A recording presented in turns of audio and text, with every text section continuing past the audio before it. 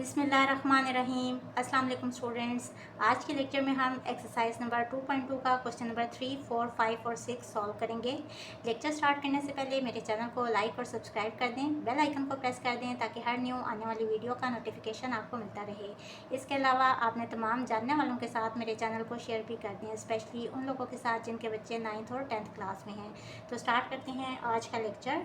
Question number 3 is solve the following equations bye factoring without using substitution. अब ये जो questions हैं इनमें हमने सब्सटीट्यूशन मेथड यूज़ नहीं करना, यानी कि वेरिएबल को किसी और वेरिएबल के इक्वल सब्सटीट्यूट नहीं करना, बल्कि हमने यहाँ फैक्टरिंग मेथड यूज़ करने हैं, यानी कि डायरेक्ट इसको हम फैक्टराइज कर लेंगे। बहुत ईजी क्वेश्चंस हैं, किस तरह से करेंगे अब देखें। यहाँ हम अगर इसको मिड टर्म ब्रेक वाले मेथड से सॉल्व करें तो 1 को यहाँ कोफिशिएंट क्या है 2, इससे मल्टीप्लाई करें तो 2 ही आ जाएगा और इसके फैक्टर बनेंगे 1 2 ज़ा 2। हमें क्या चाहिए -3, तो दोनों के साथ अगर हम नेगेटिव साइन यूज़ करेंगे तो -1 और -2 -3 आ जाएगा, तो ये हो जाएगा 2x4। अब देखें यहाँ वेरिएबल इसके साथ कौन सा यूज़ होगा, जो इसके साथ होते हैं, तो ये हो जाएगा -2x² -x²। इन दोनों को सॉल्व करने से -3x² आ रहा है और इन दोनों को अगर मल्टीप्लाई करें तो माइनस माइनस प्लस, जैसे इसको और इसको मल्टीप्लाई करने से क्या आ रहा है +2x4, तो इनको मल्टीप्लाई करने से भी +2x4 आएगा। +1 = 0। फर्स्ट टू टर्म में से 2x² कॉमन आ रहा है तो अंदर आ जाएगा यहाँ x² और यहाँ -1, और यहाँ से -1 कॉमन ले लें तो x² और यहाँ अंदर साइन चेंज हो जाएगा। x² -1 कॉमन ले लें तो यहाँ रह जाएगा 2x² और यहाँ -1 = 0। अब ये वाली टर्म भी इक्वल टू 0 और ये भी इक्वल टू 0, बल्कि यहाँ से एक और स्टेप कर लें कि यहाँ x का स्क्वायर है और ये वाली टर्म -1 का स्क्वायर है, इंटू 2x² -1 = 0। अब यहाँ फार्मूला यूज़ क्या हो रहा है a² - b², क्योंकि दोनों टर्म्स परफेक्ट स्क्वायर्स हैं और दरमियान में नेगेटिव साइन है, तो ये इक्वल टू हो जाएगा a + b × a - b के। तो यहाँ से आपके पास क्या आ जाएगा, a है x और b है 1, तो x + 1 और x - 1 और ये वाली टर्म 2x² - 1 = 0। अब ये भी इक्वल टू 0 हो जाएगा, x - 1 भी इक्वल टू 0 हो जाएगा ये वाली टर्म, और ये वाली टर्म भी इक्वल टू 0 हो जाएगी। इन तीनों में से हम x की वैल्यू निकाल लेंगे। यहाँ से आ जाएगा x = -1, यहाँ से x = 1 और यहाँ से 2x², इस 1 को इस साइड पे ले जाएं तो +1 हो जाएगा, x² = 1/2। अब हमें x की वैल्यू चाहिए तो दोनों तरफ हम स्क्वायर रूट ले लेंगे, स्क्वायर रूट से कट जाएगा, x = ±√1/2। सो सोल्यूशन सेट हमारे पास क्या आ गया, एक +1 है और एक -1 है, तो इसको हम लिख लेंगे +-1 और एक वैल्यू है ±√1/2। So this is our answer. Next part is 8x6 - 7x³ - 1 = 0, और यहाँ उन्होंने कंपल्शन लगा दिया है कि फाइंड ओनली रियल रूट्स, तो इसको भी हम फैक्टराइज कर लेंगे। यहाँ भी मिड टर्म ब्रेक वाला मेथड यूज़ करेंगे। 8 को यहाँ क्या है 1, तो इससे मल्टीप्लाई करेंगे तो 8 ही आ जाएगा, और 8 1 से 8 होते हैं, 2 4 से 8 होते हैं, तो ये वाला फैक्टर यूज़ करेंगे। और बड़ी वाली टर्म के साथ हम नेगेटिव साइन यूज़ करेंगे क्योंकि हमें -7 चाहिए, और छोटे वाली टर्म के साथ हम प्लस यूज़ करेंगे ताकि दोनों टर्म्स माइनस हों, और साइन क्या आएगा बड़ी वाली टर्म का, और साथ में वेरिएबल क्या यूज़ होगा x³, तो ये हो जाएगा +x³ और -1 = 0। अब इन दोनों को सॉल्व करें तो -7x³ ही आ रहा है। यहाँ से 8x³ कॉमन आ जाएगा, तो अंदर क्या बचेगा यहाँ x³ और यहाँ -1, और यहाँ से +1 कॉमन ले लेंगे तो x³ - 1 = 0। x³ - 1 कॉमन ले लेंगे तो 8x³ और +1 = 0। अब ये टर्म भी इक्वल टू 0 और 8x³ + 1 भी इक्वल्स टू 0 आ जाएगा। यहाँ से -1 इस साइड पे ले जाएं तो ये हो जाएगा +1, और दोनों तरफ हमें क्या चाहिए क्यूब रूट, ताकि जो रूट है वो इसकी पावर से कट जाए। जब हम स्क्वायर रूट लेते हैं तो साथ में +-1 आते हैं, लेकिन जब क्यूब रूट लेंगे तो प्लस माइनस नहीं आएगा, सिर्फ 1 आ जाएगा। एक रूट तो ये आ गया। अब इसको भी सॉल्व कर लेंगे। इस 1 को इस साइड पे ले जाएं तो ये हो जाएगा -1, और यहाँ से 8 को भी इस साइड पे ले जाएं -1/8 आ गया। लेकिन उन्होंने क्वेश्चन में क्या कहा है कि फाइंड ओनली रियल रूट्स। तो हम क्या करेंगे कि इसको हम इसकी पावर सेम करेंगे। ये इसको हम लिख सकते हैं -1/2 और होल क्यूब। माइनस के ऊपर और नंबर जब भी पावर हो तो इसका आंसर जो है वो नेगेटिव साइन ही आता है, ये लिखा हुआ है। और 2 का क्यूब 8 होता है, तो इसको हम इस तरह से लिख सकते हैं। इसके बाद देखें, जब पावर सेम होती है तो बेस भी सेम होती है, यानी कि इक्वल आती है। और ये हम किस तरह से करते हैं, ये आप एक्सपोनेंट रूल्स पढ़ चुके हैं कि अगर बेस सेम हो, सपोज इस तरह लिखा हुआ है, तो यहाँ से पावर्स इक्वल आ जाती हैं। और इसी तरह अगर पावर्स इक्वल हों, सपोज यहाँ लिखा हुआ है y और यहाँ क्यूब लिखा हुआ है और यहाँ लिखा हुआ है 2 और ऊपर क्यूब लिखा हुआ है, तो पावर सेम है तो यहाँ से बेस भी सेम आ जाती हैं। और ये क्यों होते हैं, देखें ये साइड इस साइड के इक्वल है। ये इसके इक्वल कैसे होगी, जब इसका आंसर भी क्या आएगा 4, और इसका आंसर 4 कैसे आएगा, जब यहाँ x क्या होगा 2। तो यहाँ से फिर हम लिख लेते हैं कि अगर बेस सेम है तो पावर्स भी इक्वल हैं। और सिमिलरली देखें, इसका आंसर क्या आना चाहिए, जो इस साइड का आंसर है, क्योंकि दोनों साइड्स इक्वल है ना, तो इक्वल कैसी होंगी, जब ये साइड भी 8 होगी, क्योंकि 2 क्यूब 8 होता है। ये साइड 8 है तो इसको भी 8 होना चाहिए। और ये साइड 8 कब होगी, देखें ऊपर तो क्यूब है, हम इसकी जगह पे 4, 5, 6 कोई पावर नहीं लिख सकते। लेकिन y चूँकि वेरिएबल है तो हम वेरिएबल की जगह पे कोई ऐसी वैल्यू लगाएंगे कि उसका क्यूब लें तो आंसर क्या आ जाए, इस साइड के इक्वल। तो 2 क्यूब यहाँ भी हम लेंगे तो यहाँ से हमारे पास आ जाएगा कि y इक्वल है 2 के। तो इस तरह से हम ये वाले एक्सपोनेंट रूल्स यूज़ करते हुए, पावर सेम है तो यहाँ से बेस को भी सेम कर लेंगे। तो यहाँ से हमारे पास सोल्यूशन सेट क्या आ गया, 1 और -1/2। So this is our answer. Question number 3 का थर्ड पार्ट है x² + 1/x² = 2। अगर तो यहाँ हमने सब्सटीट्यूशन मेथड यूज़ करना होता तो ये कौन सी फॉर्म बन रही है कि डिनोमिनेटर में एक वेरिएबल है और इससे मिलता जुलता वेरिएबल यहाँ भी मौजूद है, तो इसको हम y के इक्वल पुट करते हैं। लेकिन यहाँ तो हमने फैक्टरिंग मेथड यूज़ करने हैं, तो इसके लिए हम क्या करेंगे कि इस 2 को इस साइड पे ले आएंगे। और ये देखते साथ ही मुझे पता चल रहा है कि ये परफेक्ट स्क्वायर बन रहा है। ये 2 यहाँ आके हो जाएगा -2 = 0। अब देखें ये क्या है, फर्स्ट टर्म का स्क्वायर, ये क्या है सेकंड टर्म का स्क्वायर, यानी कि 1/x होल स्क्वायर। और ये -2 a भी होता है ना फार्मूले का, तो a क्या है x और b क्या है 1/x। तो देखें ये और ये x तो कट जाएंगे और बाकी क्या रह जाएगा -2। तो इसको हमने इस तरह से लिख लिया = 0। अब ये कौन सी फॉर्म बन रही है, a² + b² - 2ab वाली। और यहाँ से हम इसको लिखेंगे a - b होल स्क्वायर करके। a क्या है x, ये वाली साइड लिखनी है फार्मूले का नेगेटिव साइन, और b क्या है 1/x और होल का स्क्वायर, और ये वाली साइड = 0। अब हमने x की वैल्यू फाइंड करनी है तो दोनों तरफ स्क्वायर रूट ले लेंगे। वी हैव, ये हो जाएगा x - 1/x² और दोनों तरफ स्क्वायर रूट, यहाँ स्क्वायर रूट से कट जाएगा और 0 स्क्वायर रूट 0 के ही इक्वल होते हैं। अब यहाँ से मल्टीप्लाई कर देंगे इस पूरी इक्वेशन को x से। और ये हम क्यों कर रहे हैं, क्योंकि जो भी डिनोमिनेटर में टर्म होती है उससे हम इस पूरी इक्वेशन को मल्टीप्लाई कर देते हैं ताकि डिनोमिनेटर वाली वैल्यू ख़त्म हो जाए। ये हो जाएगा x × x और यहाँ भी -x × 1/x = 0। यहाँ ये इससे कट जाएगा तो x² - 1 = 0। और यहाँ से आप इसको लिख सकते हैं, देखें एक तो कंप्लीट स्क्वायर भी हो रहा है, फर्स्ट टर्म का स्क्वायर यानी कि x² और -1 का स्क्वायर। तो यहाँ आप फार्मूला यूज़ कर सकते हैं a² - b² वाला = a + b × a - b। और या आप डायरेक्ट इस तरह लिख सकते हैं कि x² = 1 और फिर दोनों तरफ स्क्वायर रूट ले लें तो x = +-1 आ जाएगा। यहाँ से भी देखें ये हो जाएगा x + 1 और x - 1 = 0। यहाँ से x + 1 = 0 क्या आ जाएगा, x = -1 और यहाँ से x - 1 = 0, यहाँ से आ जाएगा x = 1। तो सोल्यूशन सेट क्या आ गया, +-1। So this is our answer. Question number 3 का फोर्थ पार्ट है 4 × 2⁻2x - 4 × 2⁻x + 1 = 0। अब देखें यहाँ ये टर्म परफेक्ट स्क्वायर है और ये टर्म भी परफेक्ट स्क्वायर बन सकती है, तो यहाँ भी हम ये वाला फार्मूला कंप्लीट करने की कोशिश करते हैं। अब देखें 4 को हम लिख सकते हैं 2, क्योंकि इसका हमने होल स्क्वायर करना है। और इसको हम लिख सकते हैं 2⁻x करके, क्योंकि देखें एक ही बेस हो और उसकी 2 पावर्स हों तो पावर्स मल्टीप्लाई हो जाती हैं। ये मल्टीप्लाई होकर पावर्स क्या बनेगा 2⁻2x और 2 स्क्वायर क्या बन जाएगा 4। तो यहाँ से यही वाली टर्म आ रही है।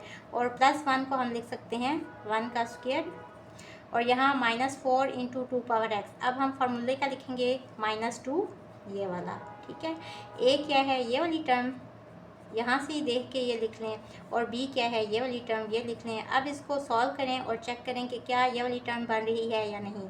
नेगेटिव साइन यहाँ भी है, ठीक हो गया। 2 2 ज़ा 4 और 2 पावर x, तो देखें यही वाली टर्म आ रही है, इससे हम ये वाली साइड अब बनाएंगे। a क्या है, ये वाली टर्म, और b क्या है 1, और बीच में क्या होगा, negative sign. Whole square equals to 0। अब हमने स्क्वायर ख़त्म करने हैं, तो टेकिंग स्क्वायर रूट, और स्क्वायर क्यों ख़त्म करने हैं, क्योंकि हमें x के लिए सॉल्व करना है।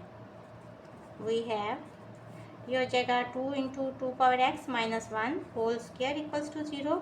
स्क्वायर रूट लेंगे, स्क्वायर स्क्वायर रूट से कट जाएगा, 2 into 2 power x minus 1 equals to 0 हो जाएगा। -1 इस साइड पे ले आएँ, इक्वल्स टू +1 हो जाएगा।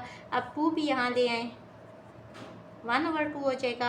अब देखें हमने किसी तरीके से बेस सेम करनी है ताकि पावर्स को हम इक्वल कर सकें। तो यहाँ से हम इसको ऐसे लिख सकते हैं ना, 1/2 को, इसकी पावर ना लिखी हो तो पावर क्या होती है 1, जब पावर को ऊपर लेके इसको आएंगे तो ये हो जाएगा 2 power -1।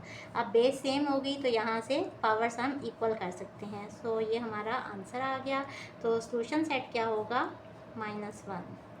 Question number 4 is write 2 examples of equations that are not quadratic but can be written in quadratic form। तो एक्सरसाइज नंबर 2.2 इस तरह की एग्जाम्पल से भरी पड़ी है।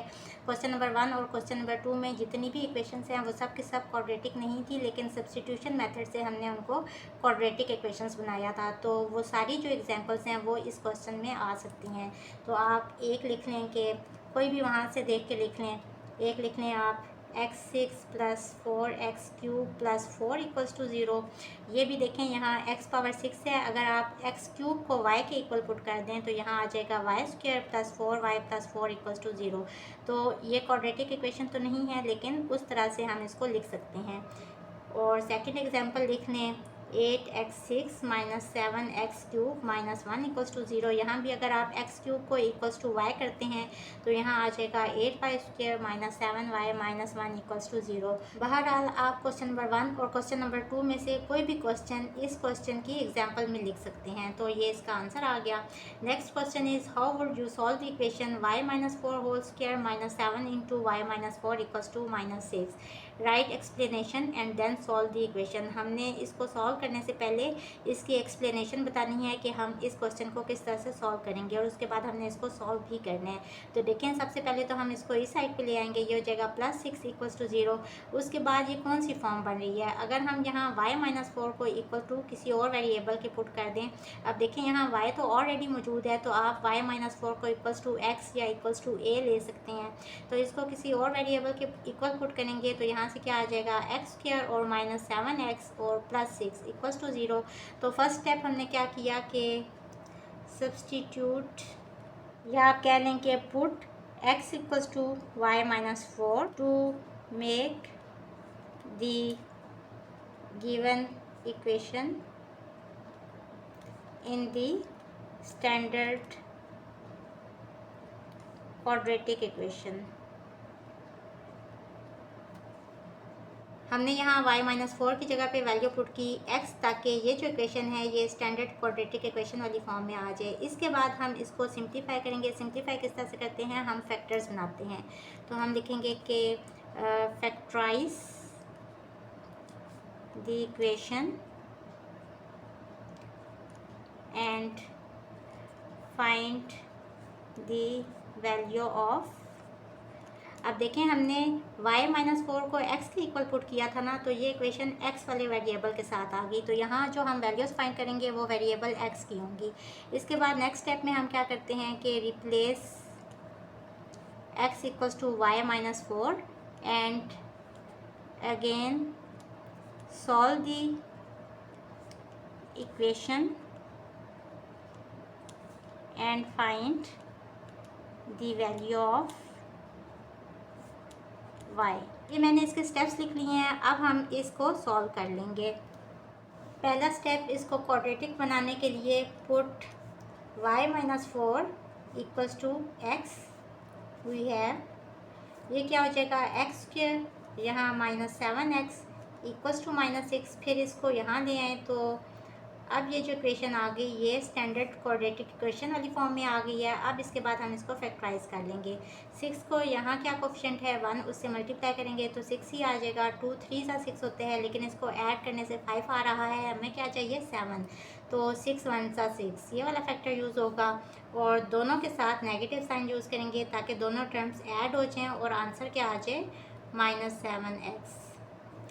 इन दोनों में से x कॉमन ले लेंगे तो x -1, और यहाँ से 6 कॉमन ले लेंगे तो x -1 इक्वल्स टू 0, और ये आ जाएगा x -1 into x -6 equals to 0। यहाँ से आ जाएगा इधर x -1 इक्वल्स टू 0 और x -6 इक्वल्स टू 0। यहाँ से आ जाएगा x इक्वल्स टू 1 और यहाँ से आ जाएगा x इक्वल्स टू 6। जो हमने इसके एक्सप्लेनेशन स्टेप्स लिखे थे उसमें हमने क्या कहा था कि सबसे पहले इसको हमने x के इक्वल पुट करने हैं, उसके बाद हमने इसको फैक्टराइज कर लिया। तो देखें फैक्टराइज करने के बाद हमारे पास वेरिएबल x की वैल्यू आ गई। इसके बाद हमने क्या लिखा था कि रिप्लेस करने हैं x की वैल्यू को जो हमने सपोज की थी y-4 के। वी हैव ये क्या हो जाएगा y-4 इक्वल्स टू 1, और यहाँ क्या आ जाएगा y-4 इक्वल्स टू 6। अब y-4 इक्वल है 1 के, तो -4 इस साइड पे आएगा तो +4 हो जाएगा, और 4 + 1 इज़ 5। और यहाँ y-4 इक्वल है 6 के, ये -4 इस साइड पे ले आए तो 6 + 4 हो जाएगा और y इक्वल्स टू 10 आ जाएगा। अब यहाँ से सोल्यूशन सेट हमारे पास क्या आ गया 5 और 10। सो ये हमने इसको सॉल्व भी कर लिया और इसके एक्सप्लेनेशन स्टेप्स भी लिख लिए। Question number 6 is solve y³ equals to 125। एक तरीका तो ये है कि आप पावर्स को सेम कर लें, y³ इक्वल आ जाएगा, इसको हम लिख सकते हैं 5³ करके, पावर सेम है तो बेस भी सेम हो जाएगी, यानी कि y इक्वल्स टू 5 ही आंसर आ जाएगा। लेकिन एक तरीका ये है कि इस 125 को इस साइड पे ले आएँ, और अब यहाँ फार्मूला यूज़ हो रहा है a³ - b³ का, क्योंकि ये y³ है और ये 5 का क्यूब है इक्वल्स टू 0। अब a³ - b³, इसका क्या फार्मूला है a - b into a² plus ab plus b²। ये वाली साइड बन रही है, यहाँ से अब हमने ये वाली साइड बनानी है। a क्या है y और b क्या है 5, तो a - b यानी कि y - 5 और a² यानी कि फर्स्ट टर्म का स्क्वायर प्लस ab यानी कि 5y और प्लस b² यानी कि सेकंड टर्म का स्क्वायर। 5² इक्वल होते हैं 25 के इक्वल्स टू 0। अब ये टर्म भी इक्वल टू 0 यानी कि y - 5 इक्वल्स टू 0, और ये टर्म भी इक्वल टू 0 आ जाएगी, यानी कि y² plus 5y plus 25 equal to 0 आ जाएगा। यहाँ से तो हमारे पास आ जाएगा y इक्वल्स टू 5, एक आंसर तो ये आ गया। अब इसको हम सॉल्व कर लेंगे। यहाँ हम क्वाड्रेटिक फार्मूला यूज़ करेंगे क्योंकि ये स्टैंडर्ड क्वाड्रेटिक इक्वेशन वाली फॉर्म में आ गई। यहाँ a है 1, b है 5 और c की वैल्यू है 25। फार्मूला यूज़ करेंगे। यहाँ वेरिएबल क्या है y, तो y इक्वल हो जाएगा -b plus -√b² -4ac over 2a। Values put कर दें, -5 प्लस -√b² यानी कि 5² -4a है 1 और c है 25 ओवर 2a। a क्या है 1। सिंप्लीफाई कर लेंगे, plus -√5² is 25 -4 into 25 is 100 over 2। y equals to -5 plus -√, ये आ जाएगा -75 ओवर 2। अब 75 के फैक्टर्स बना लें। 5 1 सा 5, 2 बचा, 5 5 सा 25, फिर 5 3 सा 15, फिर 3 1 सा 3। तो हम 75 को लिख सकते हैं 5² इंटू 3 करके, -5 प्लस -√। पहले तो -1 को अलग कर लें तो -1 इंटू 75 हो जाएगा, और 75 की जगह पे आप लिखें, पहले ऐसे कर लें, -1 इक्वल होते हैं i² के, तो इसकी जगह i² लगा लें इसकी जगह पे, तो ये हो जाएगा i², और 75 की जगह पे 5² और into 3 over 2। -5 plus minus i², जब स्क्वायर रूट लेंगे तो स्क्वायर रूट से कट जाएगा, इसका भी स्क्वायर रूट से कट जाएगा, तो 5 बाहर आ जाएगा, √3 और i भी बाहर आ जाएगा ओवर 2। अब सोल्यूशन सेट हमारे पास क्या आ गया, एक y की वैल्यू है 5 और एक y की वैल्यू है ये वाली, बल्कि ये दो वैल्यूज़ हैं, इसको हमने प्लस माइनस करके लिखा हुआ है। 5√3 iota over 2। So this is our answer. Hopefully students आपको आज के लेक्चर की समझ आ गई होगी। अगर आप मेरे चैनल पर नए हैं तो मेरी वीडियोस को लाइक, सब्सक्राइब और शेयर ज़रूर कर दें। इसके साथ ही मुझे दें इजाज़त। अल्लाह हाफिज़।